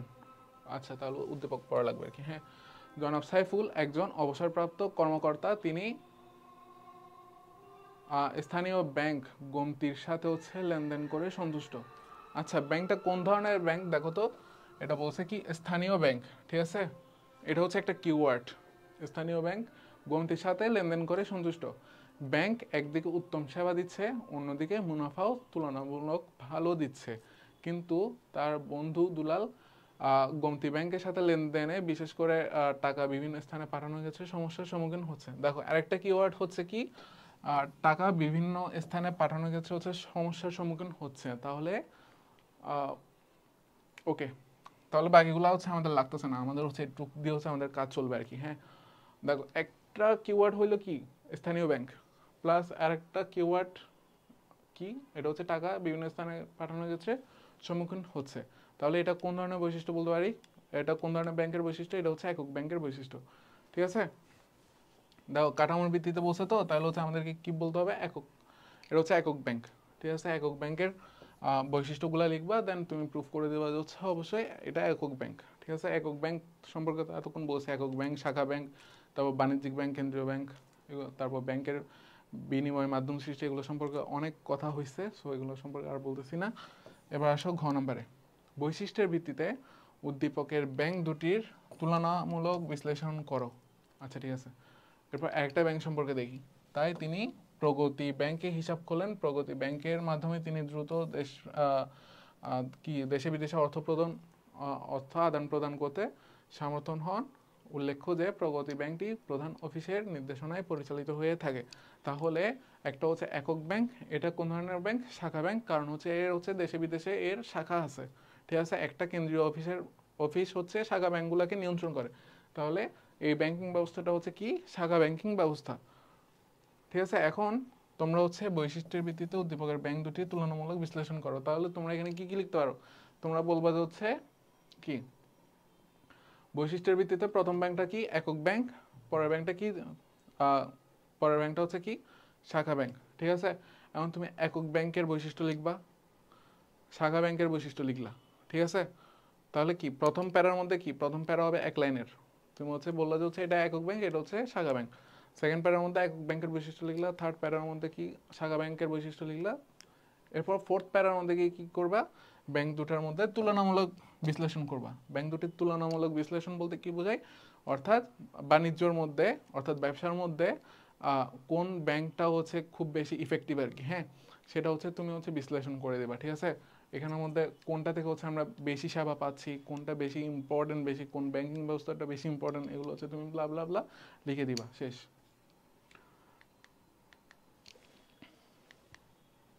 আচ্ছা, তারপর আসো 7 নম্বর, সিলেট বোর্ড 2022 আমরা আলোচনা করব। একক ব্যাংক কি, ওকে পড়লাম। ব্যাংক হচ্ছে অর্থ ও ঋণের ব্যবসায়ী, এটাও আমরা জানি। গ নম্বর, দেখো এগুলো কিন্তু হচ্ছে বারবার আসতেছে আর কি, হ্যাঁ, ক খ এগুলো কিন্তু অলমোস্ট প্রত্যেকবারই সেম, কারণ একটা চ্যাপ্টার থেকে আর কত রকমের কোয়েশ্চেন করতে পারবে ভাই, এক আর দুইয়ের জন্য। ঠিক আছে, আর গ গুলো অলমোস্ট সেম। আচ্ছা দেখো, গ নম্বরে কি জানতে চাইছে, উদ্দীপকের আলো ব্যাংকটি কোন ধরনের ব্যাংক। ঠিক আছে, উদ্দীপকের আলো ব্যাংকটি কোন ধরনের ব্যাংক, তা কার্যভিত্তিক ব্যাংকের ধরনের ভিত্তিতে ব্যাখ্যা করতে বলছে। আচ্ছা, আলো হচ্ছে আর্থিকভাবে সচ্ছল একটি ব্যাংক।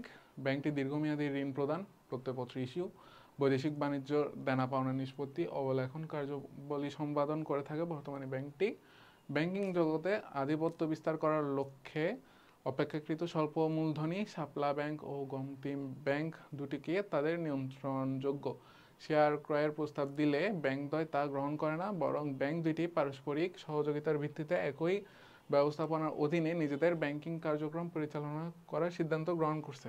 ঠিক আছে, তাহলে এখন আলো ব্যাংকটা হচ্ছে কি বলছে, আলো ব্যাংকটা হচ্ছে কোন ধরনের ব্যাংক, সেটা কিভাবে ডিফাইন করতে বলছে আমাদেরকে, সেটা ডিফাইন করতে বলছে হচ্ছে কার্যভিত্তিক ব্যাংকের ধরনের ভিত্তিতে। ঠিক আছে, তাহলে হচ্ছে দেখো এখানে আলো ব্যাংকটা কোন ধরনের ব্যাংক, বাণিজ্যিক ব্যাংক। ঠিক আছে, কেন বাণিজ্যিক ব্যাংক, কারণ হচ্ছে এগুলো হচ্ছে কিওয়ার্ড, দীর্ঘমেয়াদী ঋণ প্রদান, প্রত্যয়পত্র ইস্যু, বৈদেশিক বাণিজ্যের দানা পাওনা নিষ্পত্তি, ব্লা ব্লা ব্লা, এগুলো হচ্ছে সবগুলো কি বাণিজ্যিক ব্যাংকের বৈশিষ্ট্য। তাহলে তোমরা বাণিজ্যিক ব্যাংক বলে দিলা। ঠিক আছে, গ নম্বর দেখো।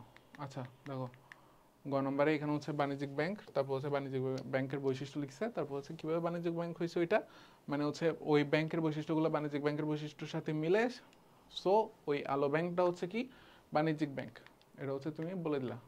ঠিক আছে, আচ্ছা এখানে দেখো ঘ নম্বর কি বলছে, উদ্দীপকের আলো ব্যাংকের প্রস্তাব গ্রহণ না করে শাপলা ব্যাংক ও গোমতী ব্যাংক অন্য যে ধরনের ব্যাংক গঠনের সিদ্ধান্ত গ্রহণ করছে তার যৌক্তিকতা বিশ্লেষণ করে।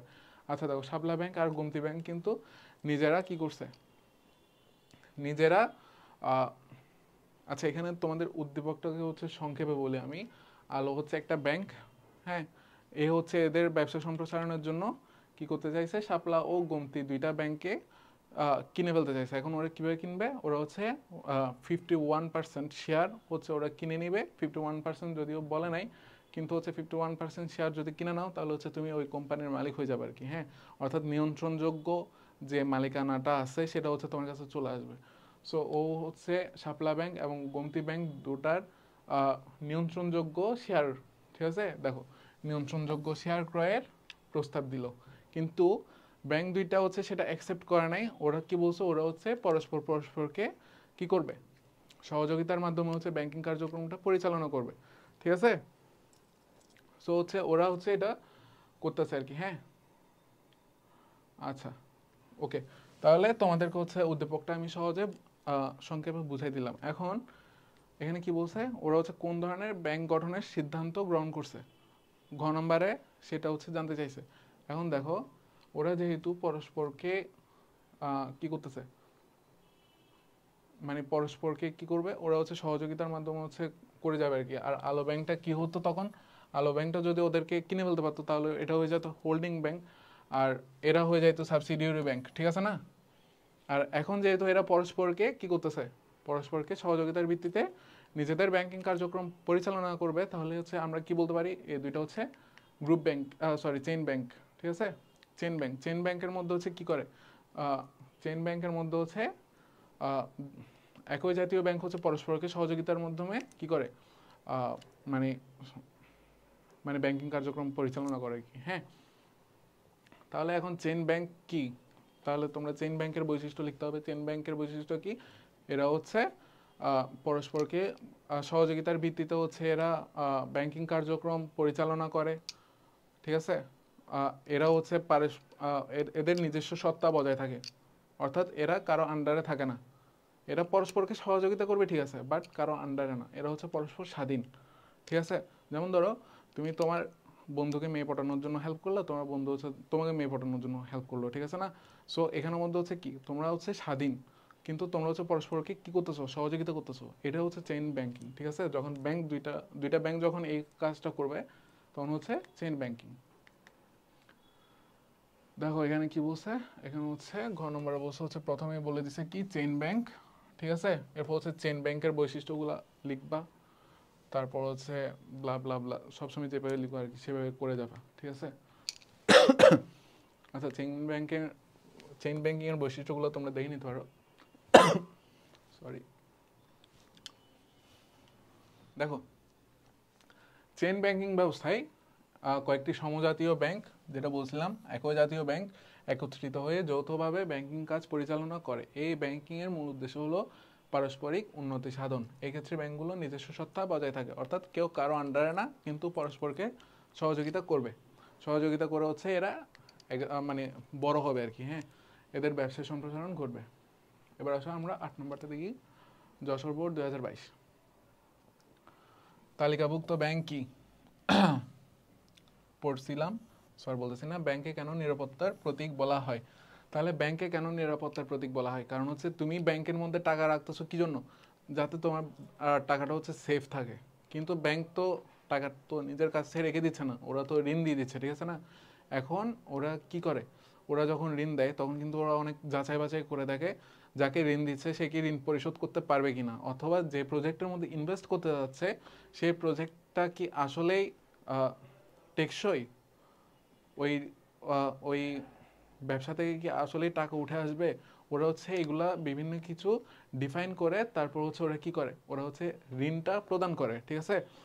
তাও যদি বাই চান্স অনেক সময় ঋণ খেলাপি হয়ে যায়, অর্থাৎ ধরো ঋণ দিতে পারতেছে না, হ্যাঁ, দেউলিয়া হয়ে গেছে, তবুও হচ্ছে ওরা দেউলিয়া হয়ে গেছে বা ঋণ দিচ্ছে না বা পালাই গেছে, হ্যাঁ, তখন ব্যাংকরা কি করে, ব্যাংকরা করে অর্থাৎ আইনের সহায়তা নিয়ে সর্বোচ্চ ওরা চেষ্টা করে যাতে টাকাটা ফিরে পাওয়া যায়, যাতে হচ্ছে তুমি যে আস্থার সাথে আমার কাছে টাকাটা জমা রাখছো, অর্থাৎ ব্যাংকের মধ্যে জমা রাখছো, সেই আস্থাটা যাতে তোমার না ভাঙে। তোমার টাকা যদি চলে যায় তাহলে তো আমি তোমাকে টাকা দিতে পারবো না, ঠিক আছে না, তাহলে তোমার কি আস্থা থাকবে, আস্থা থাকবে না। কিন্তু আমাদের এখন ব্যাংকের মধ্যে আস্থা আছে, কারণ কারণ হচ্ছে ওরা ঋণ দিলেও ওরা আবার ঋণটাকে ফেরত নিতে পারে। ওরা বিভিন্ন ধরনের কি করে, বিভিন্ন আইনের সহায়তা নিয়ে ওরা হচ্ছে টাকাগুলো আবার কালেক্ট করে ফেলে, ঠিক আছে।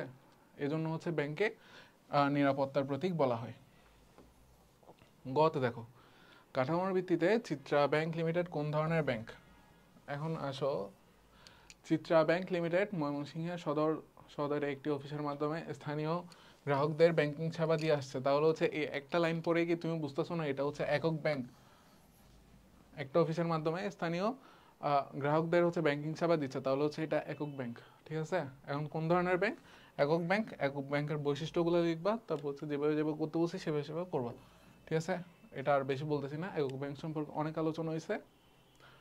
এখন দেখো ঘ নম্বর, তুমি কি মনে করো উদ্দীপকের তিস্তা ব্যাংক লিমিটেডের পক্ষে নিয়ন্ত্রকের ভূমিকা পালন করা সম্ভব? ওকে, প্রথমটা কি ছিল? চিত্রা ব্যাংক ছিল। ঠিক আছে, ব্যাংকটা দীর্ঘদিন ধরে, আমি কোথায় বলতেছি এখান থেকে, ব্যাংকটা দীর্ঘদিন ধরে হচ্ছে সফলতার সাথে ব্যাংকিং কার্যক্রম পরিচালনা করে আসলেও কোভিড-19 পরবর্তী সময়ে ভালোভাবে কার্যক্রম পরিচালনা করতে ব্যর্থ হচ্ছে। এইরূপ পরিস্থিতিতে চিত্রা ব্যাংক সহ অনুরূপ আরও 3টা ব্যাংক একত্রিত হয়ে তিস্তা ব্যাংক লিমিটেডের অধীনে ব্যাংকিং কার্যক্রম পরিচালনা করছে। আচ্ছা, ঠিক আছে, দেখো এটা কিন্তু আগের কোয়েশ্চেনের সাথে মিল পাচ্ছ। ঠিক আছে, আগের কোয়েশ্চেনের মধ্যে কি বলছিল?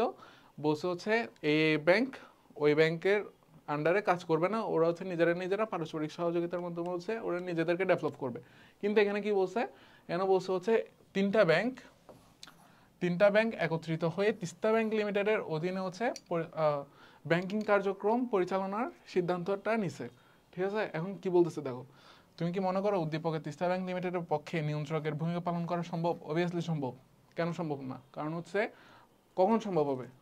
যদি ওরা অর্থাৎ তিস্তা ব্যাংক যখন এই 3টা ব্যাংকের অ্যাটলিস্ট 51% শেয়ার যখন ও কিনে নেবে, তখন হচ্ছে ও হচ্ছে ওই 3টা ব্যাংকের নিয়ন্ত্রক হয়ে যাবে। ঠিক আছে না?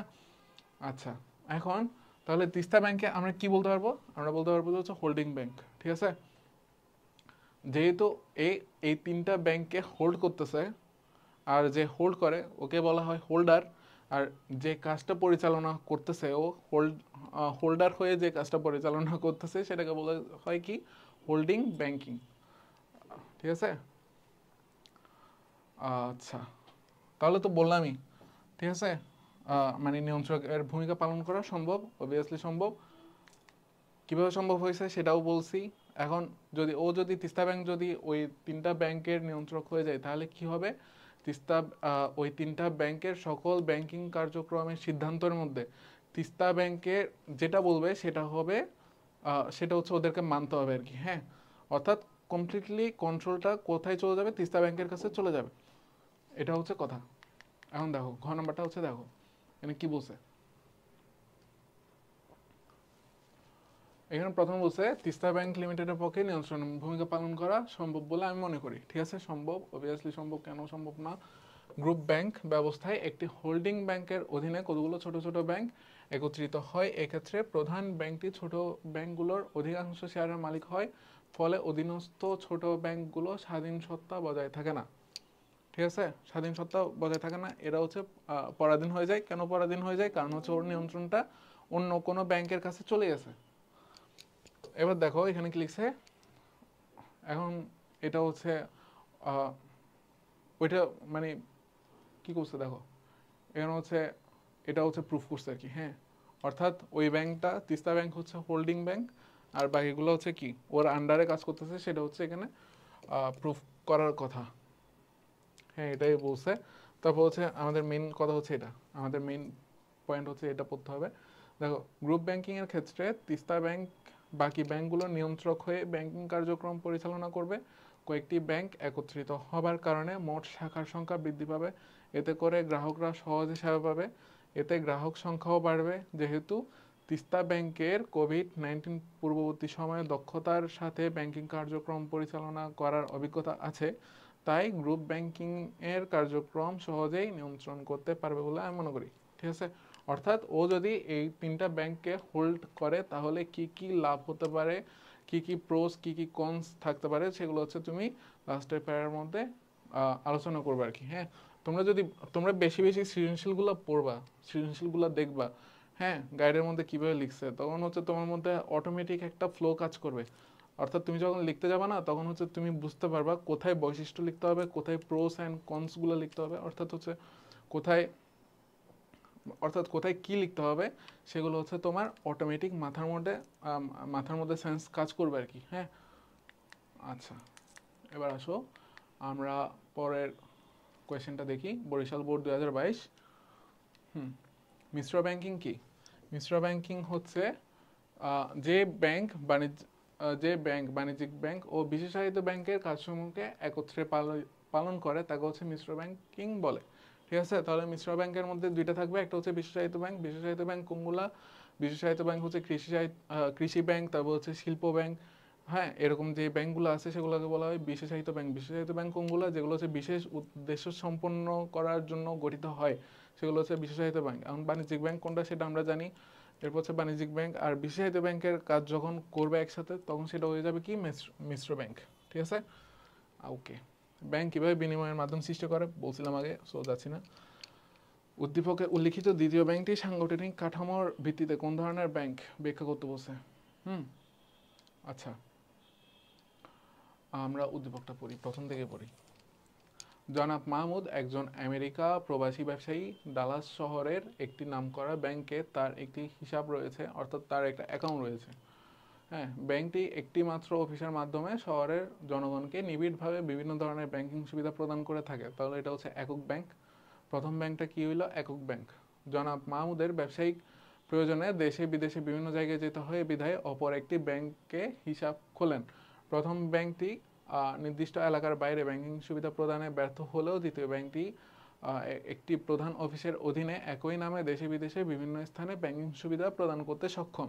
তাহলে পরের ব্যাংকটা কি?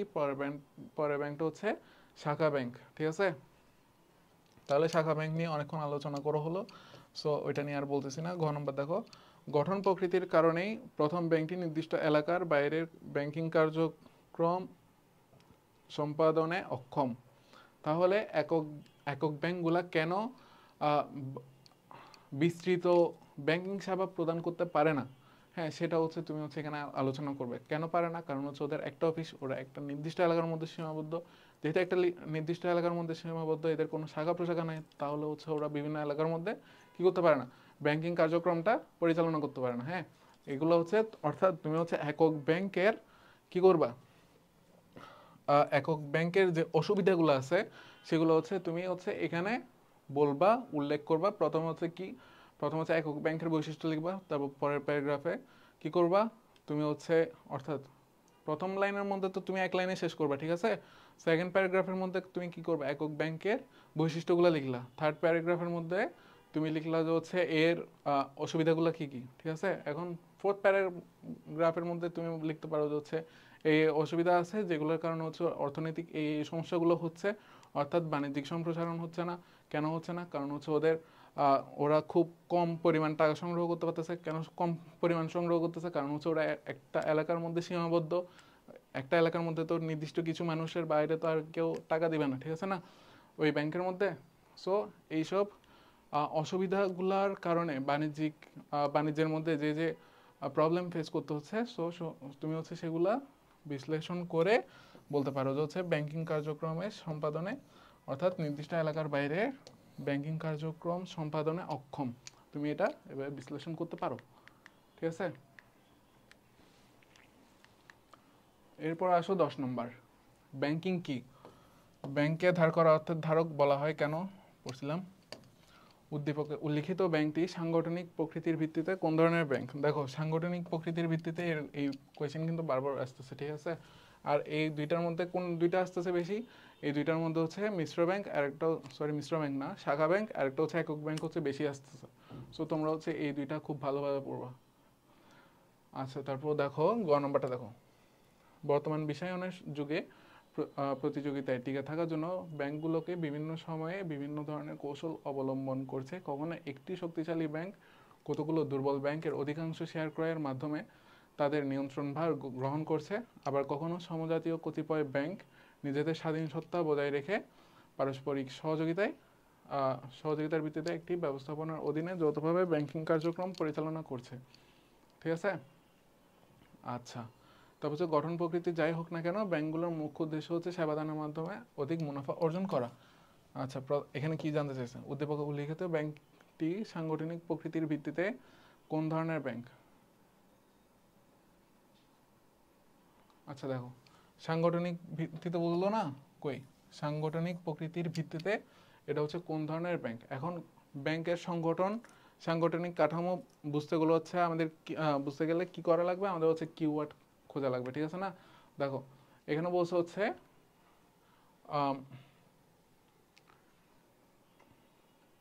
এখানে বলছে কি, কখনো একটি শক্তিশালী ব্যাংক কতগুলো দুর্বল ব্যাংকের অধিকাংশ শেয়ার ক্রয়ের মাধ্যমে তাদের নিয়ন্ত্রণভার গ্রহণ করছে।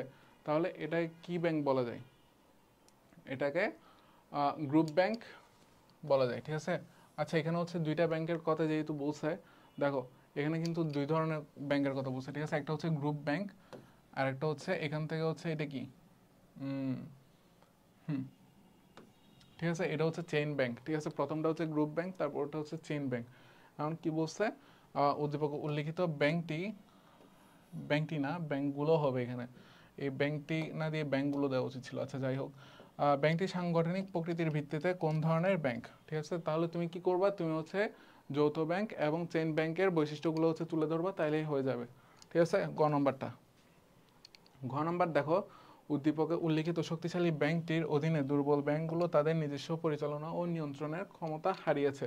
তুমি কি একমত? অবভিয়াসলি একমত, ঠিক আছে।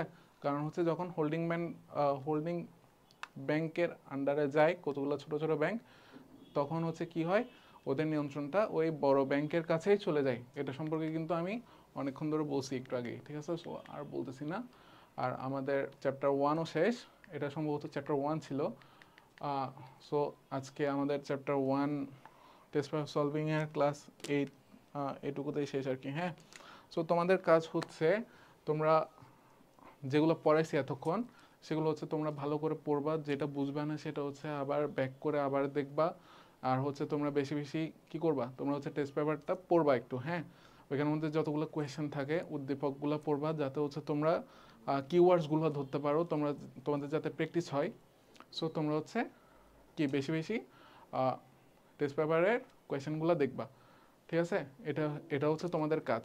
আর হচ্ছে বেশি বেশি পড়বা, আর আমি যে ফরম্যাট বলছি সেই ফরম্যাটটা ফলো করবা। ইনশাল্লাহ 10-এ 8-9 পাওয়া কোনো ব্যাপার না, কারণ আমরাও পেয়ে আসছি, আমরা এভাবে লিখে আসছি। সো আমরা জানি হ্যাঁ কীভাবে নাম্বার তুলতে হয়। সো এই ছিল আর কি আজকের ক্লাসে। সো আশা করি পরবর্তী কোনো ক্লাসে দেখা হবে। আল্লাহ হাফেজ, ততদিন সুস্থ থাকো, ভালো থাকো আর পড়তে থাকো।